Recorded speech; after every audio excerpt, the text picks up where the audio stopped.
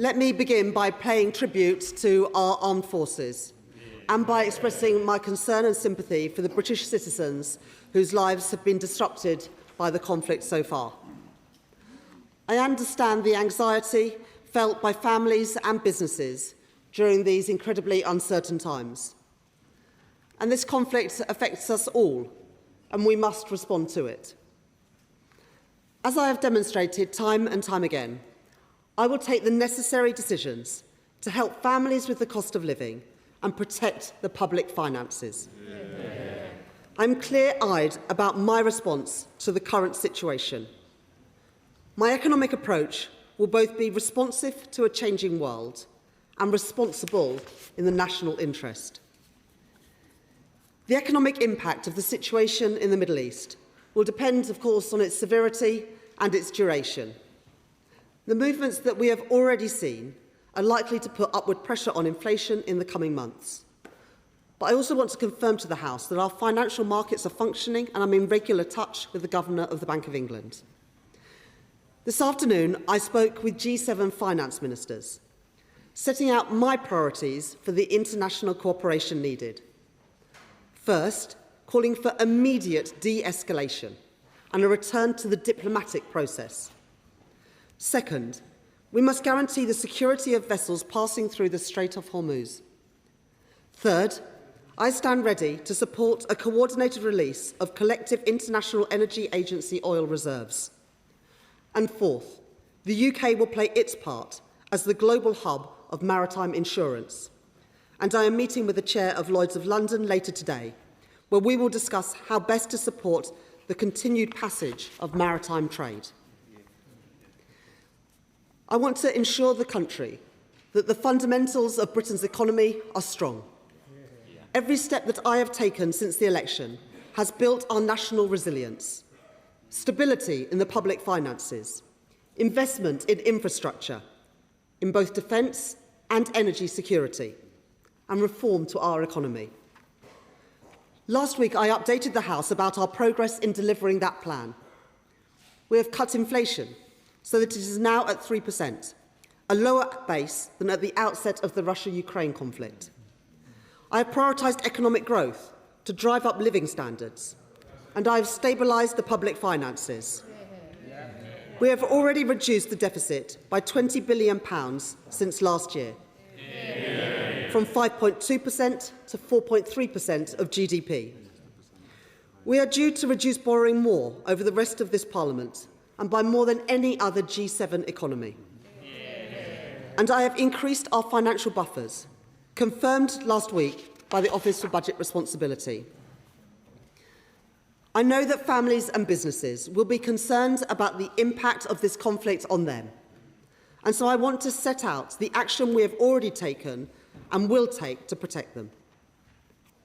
I'm prioritising energy security, investing in clean, homegrown energy.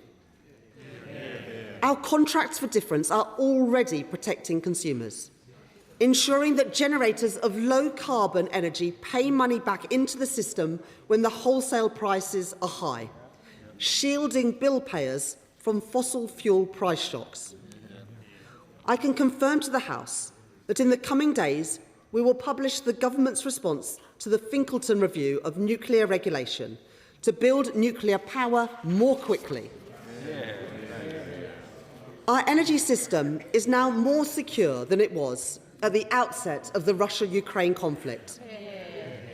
In 2025, the UK imported 17% less gas than we did in 2021. And while gas generation is estimated to have set the wholesale price of electricity in Britain around 90% of the time in the early 2020s, this has now fallen by around a third. What this means is that we are less reliant on and less exposed to volatile international energy prices than we were at the outset of the Russian-Ukraine conflict, and that is welcome. I recognise the role that North Sea oil and gas will play in our economy for years to come. Last week, I met with North Sea industry leaders to discuss their role in jobs, investment and growth, and in energy supply. The Energy Profits Levy currently remains in place, and the electricity generator levy will also be activated if prices remain at high levels. I have set out the details of our successor regime to the energy profits levy, the oil and gas price mechanism, balancing providing certainty to business with fairly taxing windfall profits from energy companies.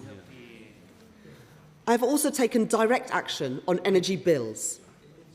Our supercharger discount on business electricity is increasing next month, cutting costs for around 500 of the most energy-intensive businesses by an additional £420 million per year. We are supporting the lowest income families by investing £15 billion in our Warm Homes plan to improve the energy efficiency of people's homes and reduce their bills. And through the Warm Homes discount, taking £150 off bills for 6 million of the lowest income households. That is a doubling of the number of people who will receive the Warm Home discount compared with those plans that the previous government had. That is in addition to the £117 price drop in the price cap that Ofgem have confirmed from next month, thanks to the wider action on bills that I took in the budget. I want to be clear to families at home that despite the movements we have seen in energy prices in the last few days, the price cap for domestic bills for April will not change, giving families immediate certainty on their bills until at least the end of June. However, I recognise that households who use heating oil face unique challenges, and so I have asked the Financial Secretary to the Treasury to lead discussions with officials and with rural and Northern Irish MPs to explore further action that we can take, and those meetings will happen on Wednesday. The current conflict only increases the importance of the action I took at the budget to reduce energy bills. A rapid de-escalation in the Middle East remains the best way to protect us from rising energy bills. But as the situation continues to unfold, my priorities will continue to be helping families with the cost of living and protecting the public finances. I'm also taking action to ensure that people pay the lowest possible price at the pump. In November, I extended the 5p per litre cut in fuel duty for a further 5 months and ensured that fuel duty will not increase in line with inflation this year. Petrol is more than 8p per litre cheaper today than it would have been under the plans that we inherited at the election. And that discount increases to 11p per litre next month once that extension takes effect. The new cheap fuel finder that I confirmed at the budget is currently being delivered, helping consumers find the cheapest price for their fuel. Almost 90% of petrol retailers have already registered for this. And last week, I instructed my officials to accelerate the integration of the cheaper fuel finder with MAP applications. This week, I am meeting with petrol forecourt operators, and I will not hesitate to call out retailers who fail to provide data to the fuel finder. I am clear that the best way to keep prices at the pump low is rapid de-escalation, and I will continue to monitor prices as the situation develops.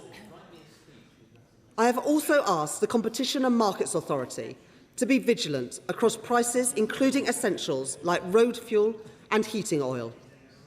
Let me be absolutely clear. I will not tolerate any company exploiting the current crisis to make excess profits at consumers' expense.